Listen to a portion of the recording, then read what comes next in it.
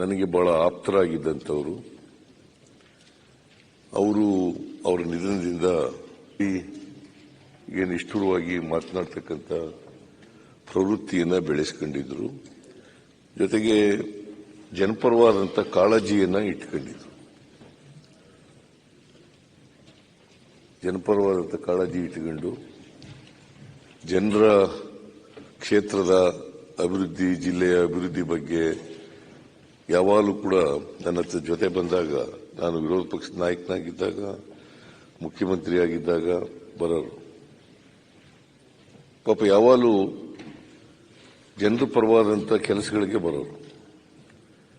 So ಬಡವರ ಪರವಾಗಿದ್ದಂಥವರು, ರೈತ ಕುಟುಂಬದಿಂದ ಬಂದಂಥವರು.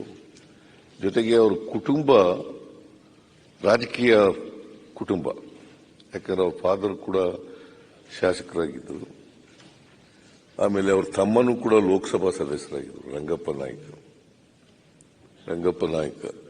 ಆರೋಗ್ಯ ಲೆಕ್ಕಿಸ್ತೇನೆ ಜನರ ಪ್ರತಿನಿಧಿಯಾಗಿ ಕ್ಷೇತ್ರದ ಅಭಿವೃದ್ಧಿ ಮಾಡ್ತಾ ಇದ್ದಂಥವರು. ಅವರು ಇತ್ತೀಚೆಗೆ ನಾನು ಅವರಿಗೆ ವೇರ್ ಹೌಸಿಂಗ್ ಕಾರ್ಪೊರೇಷನ್ ಚೇರ್ಮನ್ ಮಾಡಿದ್ದೆ. ಅದರ ಚಾರ್ಜ್ ಕೂಡ ತಗೊಂಡು ಕೆಲಸ ಮಾಡ್ತಾ ಇದ್ರು. ಸೊ ಅವರು ಇಷ್ಟು ಬೇಗನೆ ಮೃತರಾಗ್ತಾರೆ ಅಂತಕ್ಕಂಥ ಯಾರಿಗೂ ಕೂಡ ಅನಿಸ್ತಾ ಇರಲಿಲ್ಲ. ಅವ್ರು ಇನ್ನೂ 65-66 ವರ್ಷ ಇರಬೇಕು ಅಂತ ಅನಿಸುತ್ತೆ. 67 ಇಲ್ಲ, ನನಗಿಂತ 10 ವರ್ಷ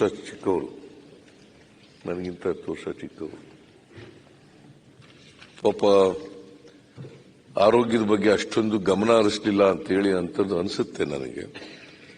ಆರೋಗ್ಯದ ಬಗ್ಗೆ ಗಮನ ಹರಿಸಿದ್ರೆ ಅವರು ಇಷ್ಟು ಬೇಗನೆ ನಮ್ಮನ್ನು ಅಗಲ್ತಾ ಇರಲಿಲ್ಲ. ಸೊ ಒಬ್ಬ ಒಳ್ಳೆ ರಾಜಕಾರಣಿಯನ್ನ ಕಳ್ಕೊಂಡಿದ್ದೀವಿ.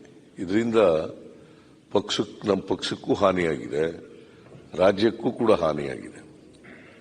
ಅಂಥವ್ರನ್ನ ಕಳ್ಕೊಂಡು ಇವತ್ತು ನಮ್ಮ ಪಕ್ಷ